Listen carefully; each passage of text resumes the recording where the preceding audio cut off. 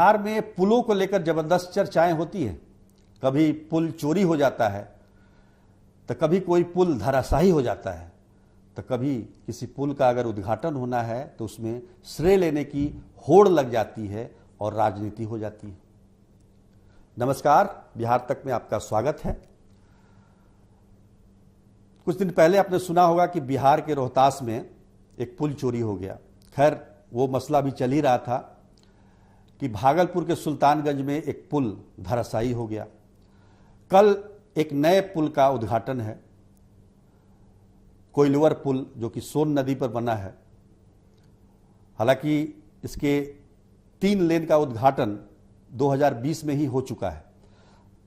जो 3 और लेन है उसका उद्घाटन कल होना है, यानी कि कल से ये पुल 6 लेन का हो जाएगा, जिससे पटना से आरा जाना और आरा से उत्तर प्रदेश की तरफ जाना आसान हो जाएगा। यहाँ पोस्टर को लेकर विवाद हुआ।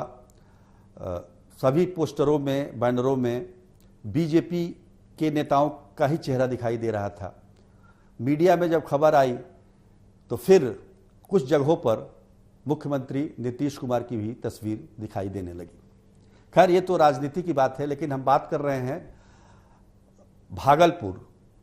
भागलपुर के सुल्तानगंज में जो पुल गिरा है, वो पुल जो कि सुल्तानगंज से अगवानी घाट खगड़िया को जोड़ने वाला ये पुल 2014 में ये पुल पास हुआ था। 2015 से इसमें काम शुरू हुआ, 2019 में इसे पूरा हो जाना था, लेकिन अभी 2022 है।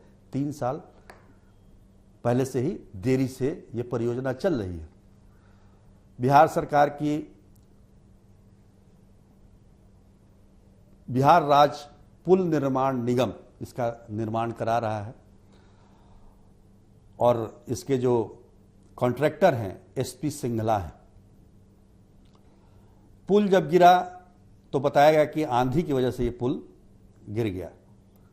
इस पर आपने सुना ही होगा, केंद्रीय परिवहन एवं राजमार्ग मंत्री नितिन गडकरी ने कैसी हंसी उड़ाई और कहा, जब उनसे एक आईएएस ऑफिसर ने बताया कि आंधी से ये पुल गिर गया, तो उन्होंने कहा कि आंधी से कभी कोई पुल गिरता है?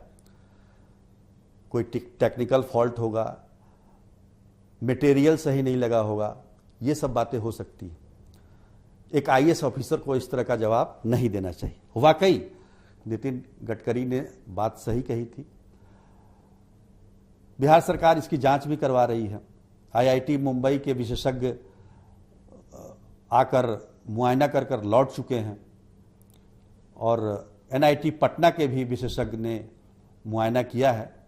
एक दल ने मुआयना किया और इनकी रिपोर्ट अगले 2-3 दिनों में आ जाएगी। लेकिन जो हमारी जांच कहती है उसमें ये साफ स्पष्ट नजर आता है कि मटेरियल का इस्तेमाल सही ढंग से नहीं किया गया है। सब स्टैंडर्ड मटेरियल का इस्तेमाल किया गया है। जो विशेषज्ञ हैं, जो कि सरकार के नहीं हैं, वैसे विशेषज्ञ जो पुल बनाते हैं और इससे जुड़े हुए हैं, उनका कहना है कि 1710 करोड़ की लागत से बनने वाला ये पुल जिस स्टैंडर्ड से बनाना चाहिए, जिस मटेरियल से बनाना चाहिए, वो मटेरियल का इस्तेमाल नहीं किया गया।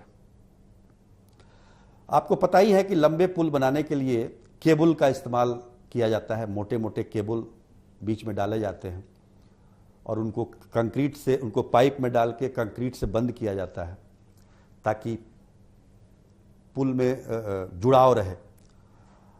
वो केबल 3 तरीके का केबल वहां पर देखा गया। उषा मार्टिन कंपनी का जो केबल था, वो 3 तरीके का केबल इस्तेमाल उसमें किया गया। अब कौन सा केबल उनको इस्तेमाल करना था, क्या क्राइटेरिया बनाया गया था, ये देखने की जरूरत है। दूसरी बात, जो छड़ होता है, जो सरिया ऐसे पुलों के लिए 550 स्टैंडर्ड का सरिया होना चाहिए, लेकिन इस्तेमाल हुआ है 500 स्टैंडर्ड का। इसमें भी कमी की गई है।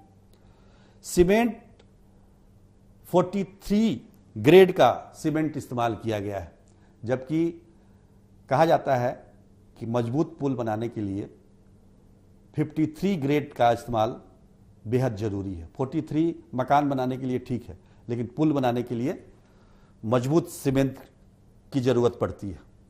ये प्रथम दृष्टिया में ऐसे देखने से ये पता चल रहा है। अब आईआईटी के विशेषज्ञ या फिर एनआईटी पटना के विशेषज्ञ क्या रिपोर्ट देते हैं, ये देखने वाली बात होगी। पर इस जो पुल जो बन रहा है उसके जो प्रोजेक्ट मैनेजर हैं, उनका कहना है कि जो भी मटेरियल बिहार सरकार ने अप्रूव किया है उसी के आधार पर पुल का निर्माण हो रहा है।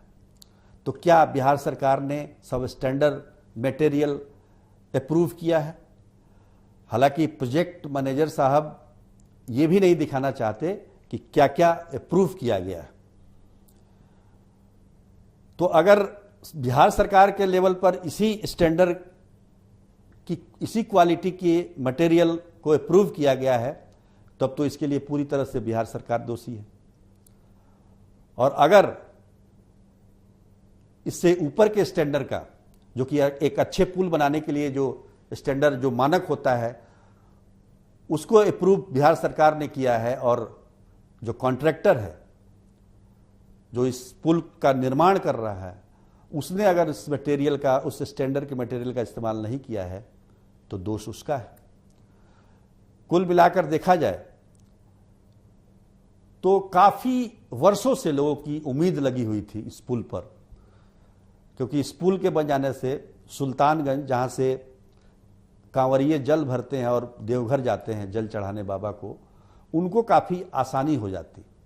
लेकिन लगता है कि भ्रष्टाचार की वजह से उनके ये उम्मीदों का पुल भी गिर सा गया है।